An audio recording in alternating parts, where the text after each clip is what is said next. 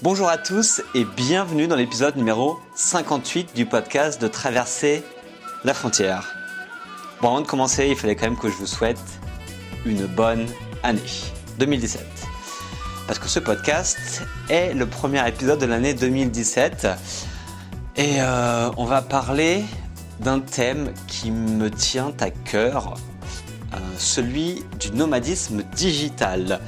Plus particulièrement, comment on peut faire pour voyager et travailler en même temps grâce à son ordinateur et grâce à Internet. Donc moi, c'est ce que je fais depuis des années et des années. Et vous savez que c'est un thème qui m'intéresse énormément parce que c'est l'une des manières de pouvoir faire ce que j'appelle un voyage à durée indéterminée. C'est-à-dire de pouvoir vivre et de voyager à l'étranger durant des longues périodes sans avoir forcément besoin de revenir en France. D'ailleurs, pour ceux qui ne sont pas encore au courant, le 10 janvier 2017 sort mon prochain livre Voyage à durée indéterminée dans lequel je vous explique concrètement comment vous pouvez faire pour voyager sur de longues périodes. Mais bon, on en revient à l'interview avec Amélie. Donc Amélie, en fait, elle est web designer et ça fait maintenant quelques années qu'elle fait ce travail-là et qu'elle voyage en même temps. Et je voulais en savoir un petit peu plus sur elle, savoir comment elle faisait pour vivre dans tous ces pays. Grâce à son activité. Donc elle va vous expliquer concrètement comment elle a créé son activité en web design en sachant qu'elle n'y connaissait rien à la base. Comment est-ce qu'elle fait pour vivre avec juste un sac à dos, un petit sac à dos en plus je crois, pour aller en Australie, en Colombie, en Argentine, etc. Quels sont les avantages et les inconvénients d'être nomade digital.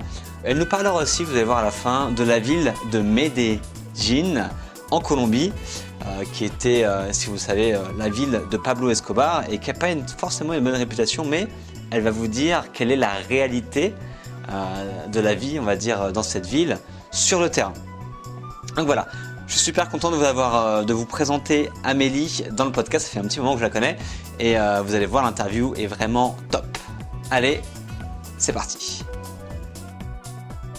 Bonjour Amélie. Salut Mickaël. Tu vas bien ? Ça va et toi ? Ça va impeccable. À part que tu es en Colombie puis que j'adore et que je suis à Paris là où il fait 0 degré. Mais ça va. Ah. Il fait pas très beau en ce moment. Non ? Bon bah ça me rassuré. Ça me fait du bien alors que t'es un mauvais temps aussi. Bon, t'es à Colombie, c'est ça ? T'es où en Colombie exactement ? À Medellín. Ok. Medellín qui est la ville de Pablo Escobar, c'est ça ? Ouais, c'est marrant, c'était pas la définition que j'aurais donnée. Non mais pour que les gens quelle définition tu donnerais de Medellín alors ? Je m'apprêtais à dire la deuxième plus grande ville de Colombie, tu vois, tout. Ouais, ok. De manière très scolaire. Mais ouais, non, moi ça me sort de la tête. Ok, ça marche. Non, parce que j'ai vu la deuxième saison de Narco du coup récemment, donc je pense que j'ai ça dans la tête. Ah oui. Moi j'ai regardé tout ça une fois arrivée ici et j'étais un peu frustrée parce que je faisais des blagues sur les personnages de la série, mais je pouvais pas les faire en public. D'accord. Je prenais des accents un peu à la colombienne avec des personnages. Voilà, et c'était des blagues qui ne faisaient rire que moi, donc j'ai arrêté. Ok, ça marche. Bon, pour toutes les personnes qui écoutent ce podcast et qui ne te connaissent pas, Amélie, est-ce que tu peux nous faire une petite présentation, nous dire d'où tu viens, qu'est-ce que tu fais, ton âge peut-être, si tu as envie de le dire, enfin voilà. Et alors je vais commencer par l'âge, vu que j'ai 31 ans. Ok. Je suis à mon compte, donc je suis nomade digital depuis presque 2 ans. J'ai un blog de voyage parce que ça fait 7 ans que je voyage et que je m'installe au moins pour 6 mois dans différents pays. Et avant, je travaillais dans le commerce international, donc je travaillais en France, je mettais des sous de côté et je voyageais et je restais 6 mois, 1 an dans un pays où je faisais un petit job. Et il y a 2 ans, je me suis dit qu'il fallait que je trouve une autre solution. Ouais. Donc c'est comme ça que j'ai créé ma propre structure. Je suis auto-entrepreneur et maintenant j'amène mon travail avec moi partout où je vais. Ok, et du coup, Donc t'es freelance ou t'es comment? Je suis auto-entrepreneur. Ok. Et du coup, dans quel type d'activité, enfin, qu'est-ce que tu fais comme Le web design. web design? Ok, ça marche. Bon, je posais la question pour les auditeurs, mais moi je le sais déjà, vu que tu as déjà fait en plus des designs pour moi. Ok, web design. Donc tu nous as dit que tu as pas mal voyagé, ça fait 7 ans que tu voyages, c'est ça? Oui, c'est ça, ouais. Où est-ce que tu es allé là? Parce que 7 ans, ça fait quand même pas mal. Ça correspond un peu à moi aussi, le nombre d'années que j'ai voyagé. Donc du coup, est-ce que tu peux nous faire genre un petit résumé des pays que tu as vus ou ce que tu as fait? J'avais commencé grâce aux études avec la fameuse année Erasmus. Mhm. Donc ça, c'était il y a un moment. Je me souviens plus de la date et je crois que c'est inconscient. J'étais à la fac. Je crois que c'était en 2006 ou quelque chose comme ça. Ok, Après, j'ai fait fille au père en Italie pendant un été. ok. Et après, j'ai fini mes études, j'ai commencé à travailler à Paris pendant 2 ans et demi. Ça se passait bien, puis un jour, un petit déclic, j'ai eu envie d'aller en Australie. Donc ça, c'était en 2010. Un déclic, c'est-à-dire, qu'est-ce qui s'est passé? Oh, j'en avais marre. Ok, Il y avait un truc qui collait pas, je savais pas quoi. C'est pour ça que je te dis un déclic, parce que j'étais pas vraiment capable de définir pourquoi il fallait que je parte, mais je savais qu'il fallait que je parte. d'accord. Donc j'avais tout ce qu'il fallait pour être heureuse, mais il y avait quelque chose qui clochait quoi. Il y avait Ok. un petit truc qui manquait, donc je suis partie en Australie pendant un an et je suis revenue vachement plus légère. T'as fait un an, donc t'as fait un PVT? PVT, ouais. Ok. Ouais, un PVT en 2010 en Australie. J'ai fait le tour du pays au final. J'ai travaillé pendant 4 mois à un endroit, j'ai voyagé et j'ai recommencé ça 3 fois. Ok. Et je suis rentrée en France parce que j'en avais marre de dire au revoir aux gens auxquels je m'attachais à l'étranger. Parce que j'étais entourée de personnes comme moi, c'est-à-dire que des voyageurs, et au final, on passe 1 mois, 2 mois ensemble, et puis on se dit au revoir. Mhm. C'est vrai que c'est un peu fatigant Ouais. de s'attacher à quelqu'un et de devoir dire au revoir. Et puis j'en avais marre de faire un petit job, et je savais que l'Australie, avec le PVT, je pouvais pas y rester plus longtemps. Donc je suis rentrée en France, je me suis remise dans ma branche dans le commerce international. J'ai trouvé un travail très intéressant. Et puis il y a une mouche qui m'a encore piqué 1 an et demi après, je pense, D'accord. où je me suis dit non, faut que je reparte. Ok. Et cette fois, c'était l'Argentine. Ah oui, donc totalement différent. Un PVT aussi, mais ouais, totalement différent. C'est l'Amérique du Sud m'avait toujours attirée. Et là, il se trouvait que j'avais une amie qui vivait en Argentine et qui m'a dit, viens, je t'héberge les premiers temps, tu vas voir, tu vas adorer. Donc, je l'ai prise au mot, je suis venue. Ok. Et Et tu parlais espagnol quand t'es arrivé là-bas ou pas? non, je parlais italien, moi. Ok. Ok. Je trouvais du travail parce que je parlais italien. Et bon, maintenant, c'est foutu, hein, je parle plus du tout italien, je parle espagnol. Ok. Parce que t'as bossé du coup en Argentine? J'ai bossé en Argentine, mais c'était complètement officieux, en fait. J'ai eu un gros coup de chance. Il se trouve qu'un ami quand j'étais partie en Erasmus, j'étais partie en Angleterre. Et un de mes amis que j'avais rencontré là-bas en Angleterre vivait en Argentine avec une Argentine et avait monté son business dans le tourisme. Et il avait besoin de quelqu'un. Ok. Donc voilà, je l'ai aidé pendant 8 mois, quelque chose comme ça.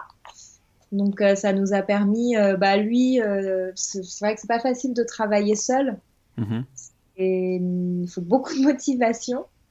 Donc là, lui, ça lui a permis de changer un peu son quotidien, d'avoir d'autres clients, etc. Et moi, ça m'a permis de rester en Argentine plus longtemps parce que je parlais pas espagnol quand je suis arrivée. Donc Ouais.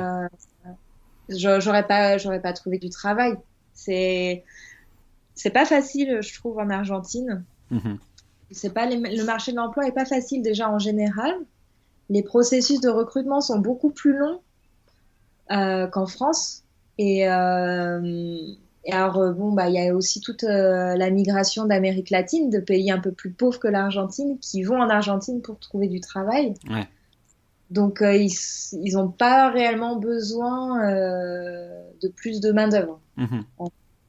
Donc, le seul avantage, pour moi, si on veut trouver du travail facilement en Argentine, c'est avec son bagage, avec soit son expérience, soit le fait de parler français, anglais, soit son bagage universitaire. Mais un petit job, ça me paraît très compliqué. D'accord. Donc du coup, t'es resté combien de temps en Argentine et qu'est-ce que tu as fait après? Je suis restée 1 an. Ok. Et après, je suis retournée en France quelques mois, remettre des sous de côté, Ok. un peu mon quotidien. Et alors, j'ai travaillé chez L'Oréal, ça m'a complètement dégoûtée. D'accord. C'était un univers, encore une fois, international, mais j'étais dans la branche luxe. Et Qu'est-ce qui t'a dégoûté exactement? les rapports, la structure, la grosse structure, les rapports entre collègues, cette façon d'avoir un poste dans une boîte, il faut pas dépasser les limites. Et Mhm. du coup, moi, je m'assurais que les cargos de rouge à lèvres arrivaient au bon moment. D'accord. Juste, j'ai fait ça pendant 5 mois, j'ai cru que j'allais mourir. Il y a, un dimanche soir, j'ai été déprimée à l'idée de retourner au travail et j'ai jamais eu ça de ma vie. Ouais. Donc j'ai réalisé, j'étais en train de m'amuser avec des copines, on était en train de manger tranquillement et d'un seul coup le spleen du dimanche soir quoi. C'est dimanche soir, ça veut dire que demain je retourne au travail, j'ai pas envie d'y aller Ouais. parce que après je pense que c'est typique des grosses structures et encore plus dans le milieu de la mode, mais bah ne pas se dire bonjour parce que je suis l'année dernière arrivée, que je suis en CDD et que j'ai pas ma place ici, bah c'est normal. Ouais. Donc si je dis bonjour, on ne me répond pas. Sympa l'ambiance. C'est très très spécial et puis ouais, c'était trop mode, trop compétitif, ça m'a vraiment dégoûtée. Ok. Et, et là après ça, je suis T'es retournée en reparti? Australie. En Ouais, Australie? en Australie cette D'accord. fois, avec un visa touristique d'1 an. Mais pourquoi l'Australie du coup alors que tu connaissais déjà? Pour quelle raison? Bah, parce que j'étais amoureuse d'un Australien. Ah, d'accord. Je comprends. Donc voilà, il ne parlait pas très bien français et il pouvait pas rester plus de 3 mois en France. Et puis moi, j'ai pas du tout envie de vivre en France. Ouais. Donc ça m'arrangeait bien de devoir aller en Australie. Par contre, oui, j'avais un visa touristique. Je pouvais pas travailler là-bas. Ouais. Donc comment tu as fait pour... Donc du coup, t'as travaillé ou pas du tout? Ou qu'est-ce que tu as fait? Non, j'ai pas travaillé là-bas. Mhm. Par contre, c'est à ce moment-là que j'ai eu l'idée de me mettre à mon compte et de travailler dans le web design. D'accord. Parce que tu avais déjà des compétences en web design avant? Non, Ok. Comment t'es venue l'idée alors du coup si t'avais pas de compétences? c'est via mon blog, en faisant mon blog de voyage, Mhm. Qui s'appelle? mamaisonsurledos.com. Ok, ça marche. C'est en faisant cela que je me suis rendu compte que c'était pas facile Mhm. d'avoir une image à la hauteur de ma personnalité, de ce que je voulais dégager. J'avais fait mon site, ça n'allait pas du tout, c'était une catastrophe niveau visuel et donc j'en ai parlé à une amie qui a un bagage de graphiste et qui m'a dit vas-y on travaille ensemble dessus, on va voir ce qu'on peut faire et en fait ça a été c'était génial. C'était les meilleures soirées qu'on ait passées à travailler, à faire des photos ensemble et suite à ça Elle a voulu se réorienter parce qu'elle était, elle a un bagage de graphisme, elle travaillait dans la mode à ce moment. Et elle a eu envie de changer, donc elle m'a dit j'ai envie de me remettre au graphisme. Je lui ai dit bah ok, je t'aide, on va faire ton site web. Et de fil en aiguille, ben on s'est dit bon bah en fait on va faire notre site web et puis on verra s'il y a un client qui nous demande quelque chose. D'accord. Et on a juste fini notre site et on a eu un super premier client. C'est à ce moment-là qu'on s'est dit ok, il faut qu'on s'organise. Contrat, argent, etc. Ouais. Et au final, c'est mieux comme ça parce que on n'a pas perdu de temps à réfléchir. Est-ce qu'on a une stratégie? Quel prix on va faire? Là, on l'a fait parce qu'il y a eu un besoin en fait. Il y a eu une demande. D'accord. Et c'est comme ça que ça s'est lancé. Ok, et donc du coup, tu as appris sur le tas le web design. Ouais. Ok, donc t'as pas pris de cours, t'as pas fait d'école, de trucs particuliers, quoi. Non. D'accord, ok. Bah, c'est bien hein, pour toutes les personnes qui aimeraient faire ça, donc on peut apprendre par soi-même assez facilement, quoi. On peut tout apprendre par soi-même. Après, bah, forcément, c'est pas toujours aussi poussé que ce qu'on va apprendre dans une école. Mhm. Maintenant, j'ai un bagage différent, donc une approche différente. Et c'est ce qui est aussi intéressant pour le client, c'est que je suis pas une développeuse de formation. Par contre, je suis passée par les étapes par lesquelles il passe. Je connais la douleur que c'est de pas avoir un site à son image. Mhm. Je suis quelqu'un de très organisé, donc je vais plus être dans le rapport client que dans la partie un peu geek derrière l'ordinateur. Donc je veux vraiment avoir toujours je vais voir le site comme un client le verrait, comme un internaute le verrait, et je veux le construire de cette manière-là. D'accord, très bien. Donc du coup, tu développes cette activité, tu développes du coup tes compétences en web design lorsque tu étais en Australie. Ouais.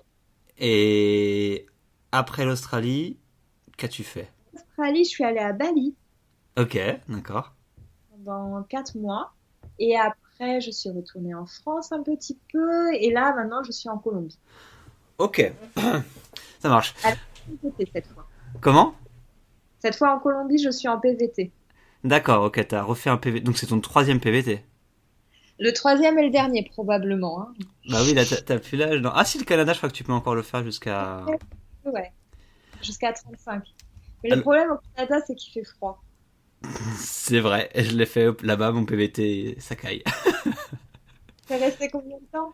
Je suis resté 5 mois, à peu près. Ouais, Je devais rester un an, hein, mais au mois de décembre, j'ai craqué, au bout de 2 mois d'hiver.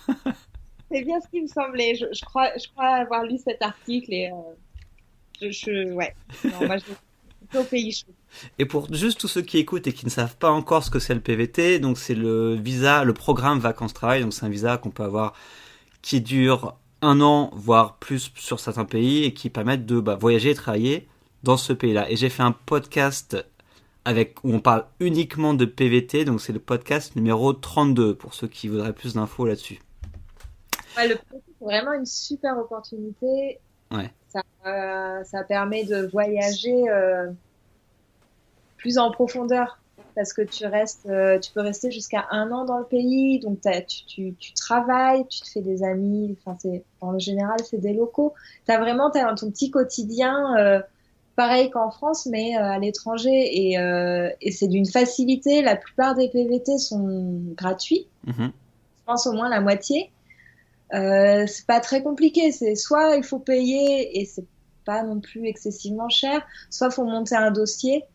Donc, mis à part le PVT Canada qui est un peu plus compliqué parce que beaucoup plus demandé, les autres sont quand même relativement simples à obtenir. Ouais. Ouais, c'est sûr. Surtout Australie, Australie, Ouais, Nouvelle-Zélande, c'est super c'est simple. Canada parce qu'il y a un quota. D'autres, ça. voilà, c'est un peu plus compliqué. Je sais que le Japon, par exemple, faut faire vraiment un dossier très complet. Je sais pas pour la Colombie si t'as eu des galères ou c'était simple pour toi ou pas. Ça a été horrible. Hein. Ça a été horrible. Ça a été sans fin. C'est un peu dans le même style que le Japon. C'est un dossier très complet. D'accord. Parce que c'est un PVT nouveau, je pense qu'ils sont très méfiants et parce que j'ai l'impression qu'ils sont un peu attendus au tournant. qui veulent redorer un peu leur image et du coup, ouais, moi ça a été très compliqué de l'obtenir, hein, le PVT. D'accord, mais tu l'as fait. J'écrirai un article à ce sujet, mais c'était digne d'un film. À chaque fois que je pensais que c'était OK, bah non, en fait, c'était pas OK.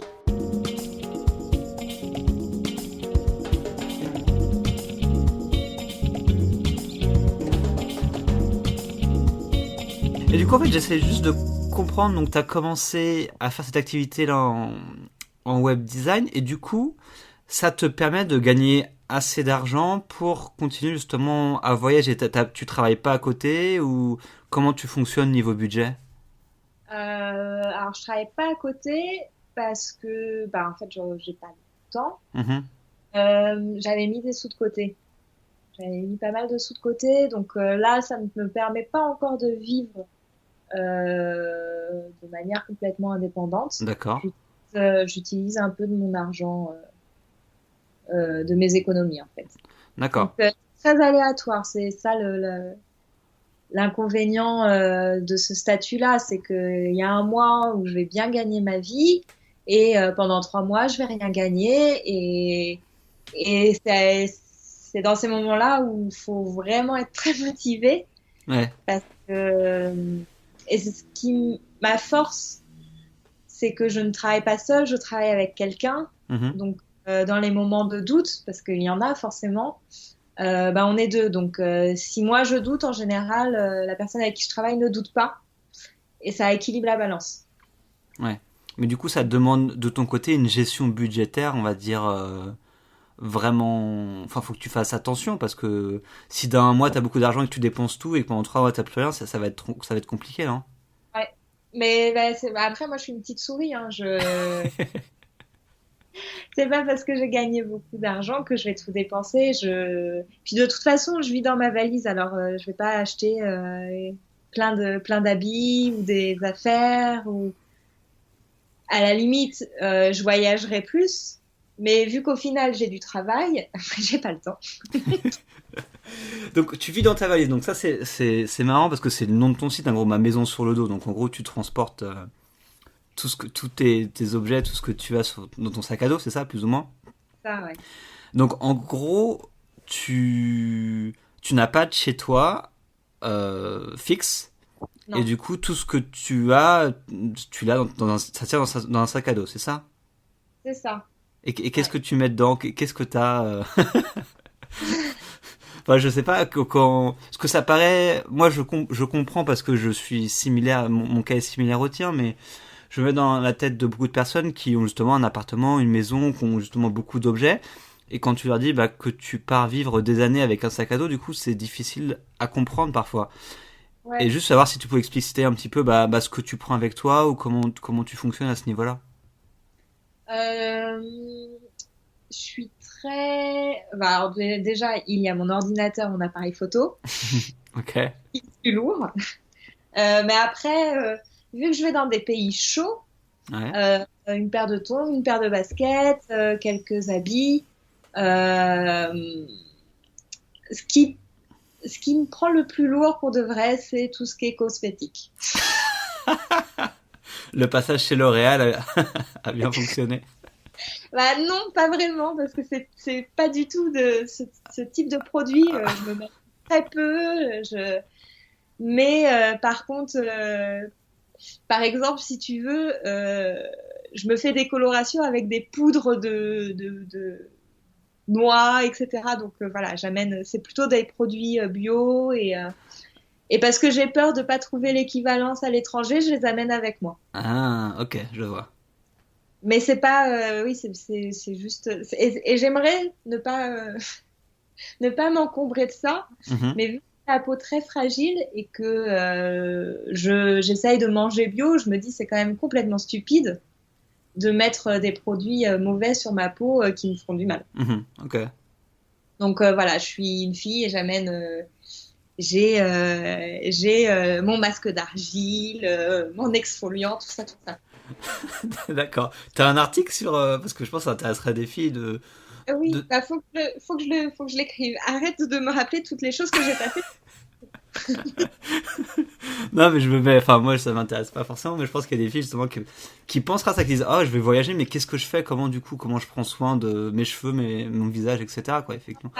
Moi, j'ai pas beaucoup d'habits avec moi. Par contre, j'ai du masque pour le visage, pour les pieds, j'ai tout. Hein. Là, il n'y a pas de problème. D'accord. Donc, tu pars avec, voilà, tu m'as dit appareil photo, laptop, Ordinateur. Ouais. vêtements, produits de beauté, entre guillemets, et. Quelques petits médicaments au cas où. Dernièrement, j'ai investi dans des trucs un peu plus MacGyver, genre un couteau de poche. Parce que il m'est arrivé des situations où il me manquait un couteau. Donc maintenant, j'ai le couteau de poche, j'ai la gourde, j'ai les choses un peu plus trekking. Ok. Mais aussi à côté de ça, j'ai les trucs pas du tout utiles, enfin très sédentaires en fait. Comme je te disais, la crème pour les pieds, c'est pas. Ouais. Je peux m'en passer, mais ça me fait plaisir. Et du coup, est-ce qu'il y a des choses qui te manquent par rapport à d'avoir justement une vie voilà sédentaire avec ton propre chez toi, etc.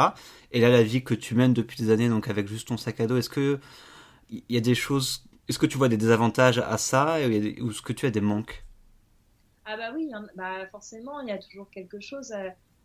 Alors, si ça me gênait vraiment, je ferais les choses autrement. Mhm. Donc, ça ne pèse pas assez lourd dans la balance pour que je change. Ok. Mais après, bah, vu que les années passent, forcément, j'ai aussi d'autres attentes.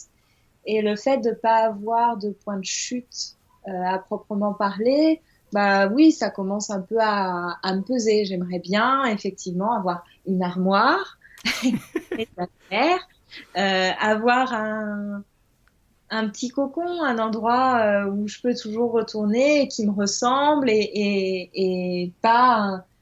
Là, en ce moment, je suis dans une coloc, on est 6 Mhm. et la chance, c'est plutôt correct, mais souvent, je me retrouve dans un appart qui est vraiment pas très beau, alors que j'aime bien les belles choses, donc c'est plus, ouais, je ressens des besoins de décoration intérieure, tu vois. D'accord. Ah, c'est marrant. Moi, pas du tout. Et un homme, et voilà. Ah ouais, ouais. Il y a Je peux comprendre. Je pense que c'est vraiment, là, c'est la différence homme-femme. Moi, j'ai un petit peu, mais là, vraiment, j'ai envie de plaid, j'ai envie de cadre, voilà, quoi. Ok. Et donc, du coup, tu verrais ton style de vie, celui que tu mènes depuis quelques années, évoluer pour te poser quelque part ou comment tu verrais les choses? Euh, Bah, je les vois pas, c'est pas très précis, et puis je pense que c'est pas plus mal comme ça, parce que ça fait un peu peur, ce genre de questions. Ouais. Euh, mais, bah, il y a un moment donné où je vais aussi avoir envie de faire des enfants. Donc, Ok. je ne sais continuer ce mode de vie éternellement. Ouais. Et ouais, idéalement, j'aimerais bien vivre 6 mois de l'année, même pas, 4 mois de l'année en France, 4 mois de l'année en Australie, parce que vraiment, j'aime beaucoup ce pays. Je trouve que la vie est simple là-bas. Ouais. Et donc, ça fait 8 mois. Et donc, 4 mois à voyager. Ouais, Ok. c'est ça. C'est ça que je voudrais. Ça fait le compte, ça fait 12 mois, c'est bon. En pratique, comment ça va se passer, c'est une autre chose. Ouais, c'est toujours compliqué. Mais on va dire quand même que ton métier te permet quand même d'avoir cette mobilité Ouais. et de pouvoir justement pouvoir imaginer une vie où tu aurais une telle flexibilité. Ouais. Alors, à savoir que c'était pas du tout la vie que je m'étais imaginée il y a quelques années. Hein. Ouais. Tu t'imaginais quoi il y a quelques années? Bah, je voulais pas construire de carrière. Moi, j'étais pas du tout, ça m'intéressait pas du tout. Ok. Je voulais un petit travail pépère, gagner suffisamment d'argent pour faire ma petite vie normale. Et là, j'ai des projets plein la tête. J'ai envie que mon business fonctionne suffisamment pour en créer un autre et puis pour en créer encore un autre. Et donc là, c'était pas du tout quelque chose qui me faisait envie. J'avais pas envie de responsabilité. J'avais pas envie de créer ma propre structure parce que parce que mon père était auto-entrepreneur et du coup, quand je voyais je voyais le stress que ça pouvait causer, je voyais les heures de travail que ça impliquait et je me dis non, ça vaut pas la peine tout ça. Ouais. Bon, et maintenant, je suis en plein dedans et en fait, ça m'éclate. D'accord. C'est quoi justement selon toi les avantages? Parce que on a parlé un petit peu peut-être des problèmes ou des inconvénients, mais c'est quoi les avantages principaux pour toi justement d'avoir ce type de travail et ce type de style de vie? C'est d'être indépendante, Ouais. complètement indépendante. Alors même si au final c'est un leurre parce que financièrement je ne suis pas encore indépendante, mais si un client me paraît chiant, bah je lui dis que j'ai pas envie de travailler avec, tout simplement. Ouais. Et il n'y a pas quelqu'un au-dessus de moi qui me dit si, il faut que tu fasses ça. Non, c'est moi qui décide. Si j'ai envie d'aller vivre en Colombie, je vais vivre en Colombie. Si j'ai fait une insomnie la veille, eh bien, c'est pas grave, je me réveillerai plus tard et je rattraperai mon travail d'une manière ou d'une autre. Je travaille où je veux, quand je veux. Ça ne regarde que moi, en fait, et ma bonne volonté. Alors, bon, au final, je fais des semaines entre 40 et 50 heures. Mais c'est parce que je le veux. Donc, ça, c'est un gros avantage. Et je peux faire des réunions, avec des clients et porter mon pantalon de pyjama et personne ne le sait. C'est vrai. Ça me fait plaisir. Je l'ai déjà fait aussi. J'ai déjà fait en short et torse nu. Ah, c'est quand même très agréable. Ouais, c'est marrant dans le sens où l'autre personne ne s'en rend absolument pas compte et ouais, t'as ce sentiment d'être libre et vraiment peu importe ce qui se passe, de toute façon je fais ce que je veux. C'est ça. Et moi je trouve ça très très contraignant de devoir avoir une tenue de travail. Ouais.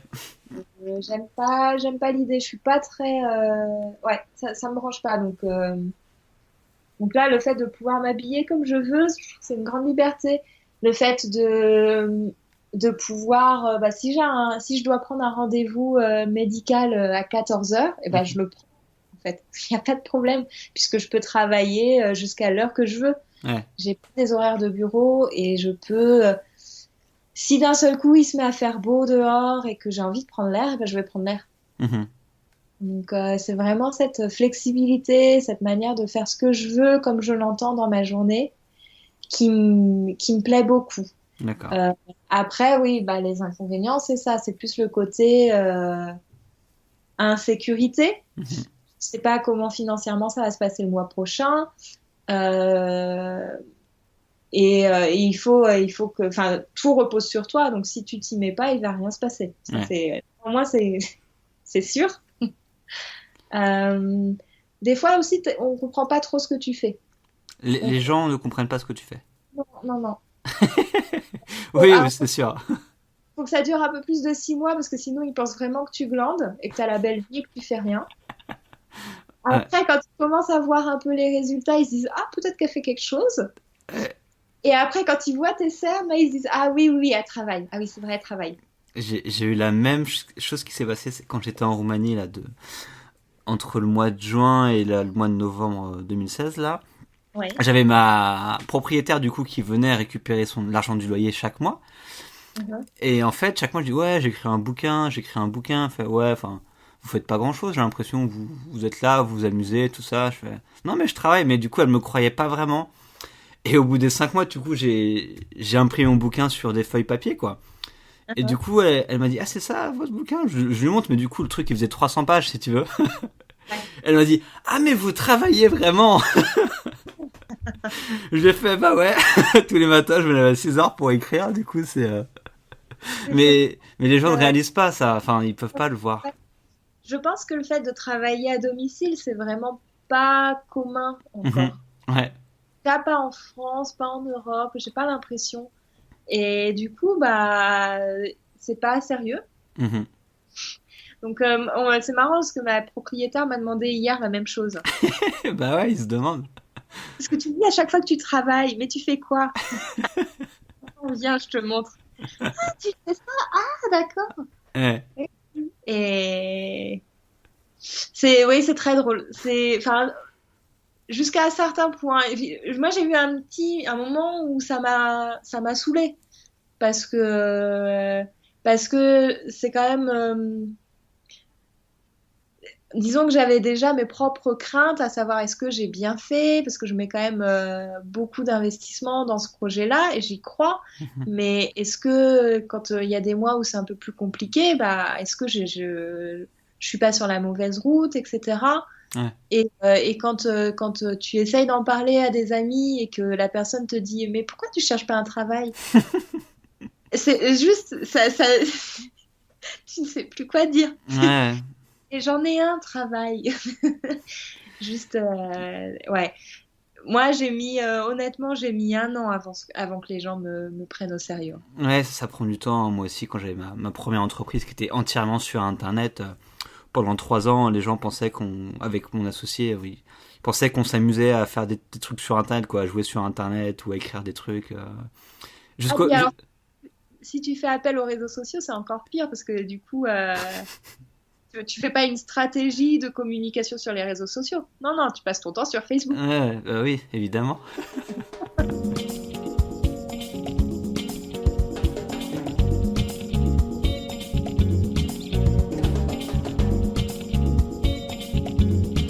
Du coup, j'aimerais savoir si tu avais un ou deux conseils à donner à des personnes qui seraient intéressées justement par ce type de mode de vie, bon, qu'on appelle nomade digital, c'est voilà, de travailler un petit peu de n'importe où, de pouvoir voyager, etc., qui aimeraient se mettre à leur compte en tant que freelance ou monter une entreprise.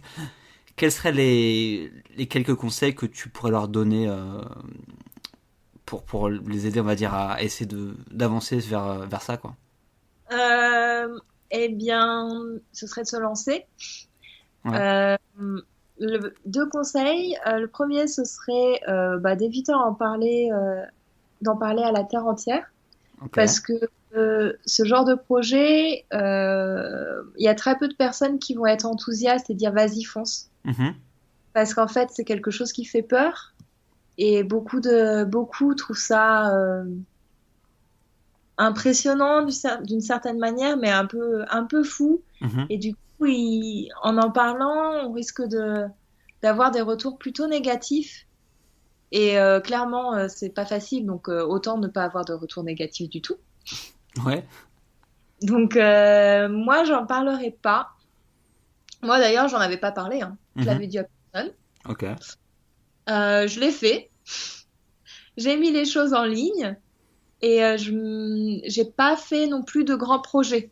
J'ai pas fait de business plan ou je sais pas quoi. Toutes ces choses que j'ai appris à l'école, je ne les ai pas faites ouais, parce que bah, j'avais pas de temps à perdre. C'est soit ça marche pas. Mais je vais pas passer 6 mois à planifier comment ça pourrait marcher si ça marche. mhm, Donc, et je pense que c'est une très bonne stratégie parce que bah, si ça marche pas, hop, on passe tout de suite à l'étape suivante. ouais, Hum, Et il y a moins cette pression sociale aussi. Le fait de pas en parler, le fait de pas faire les choses très planifiées, bah, au final, il y a la déception, je pense, est moins grande. Et les attentes aussi. mhm, Si ça marche, c'est une bonne surprise et très bien. Ok, bon bah là, faut creuser. ouais, Moi, en tout cas, c'est ce que j'ai fait, c'est ce que j'ai lu. Alors, l'idée m'est pas venue comme ça, hein. Je suis pas comme ça du tout à la base. Je suis quelqu'un de très organisé et j'aime pas me lancer quand je pense que ça va pas marcher. ouais, Au contraire. Maintenant, j'ai lu beaucoup de livres à ce sujet il y a 2 ans sur le fait de se mettre à son compte, de travailler en ligne, etc. Et à chaque fois, c'était un sujet qui revenait, mhm, approche, et je la trouvais très intéressante. Et du coup, bah, je l'ai testée et pour le coup, ça a fonctionné. Donc ok, après, je dis pas que ça va fonctionner toute ma vie, hein. Je sais pas ce qui va se passer le mois prochain. mhm. Pour le moment, ça fonctionne.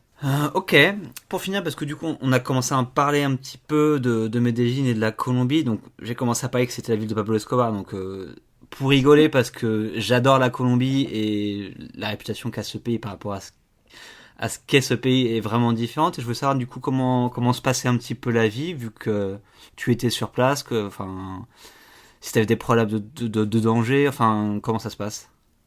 Non, pas du tout. Alors, pour être honnête, à chaque fois que c'est un voyage que j'ai prévu, peut-être 6 mois avant de partir, Mhm.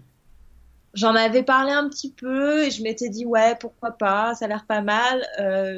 J'ai branché une copine sur le sujet et du coup, elle a fait sa demande de visa aussi. Ok.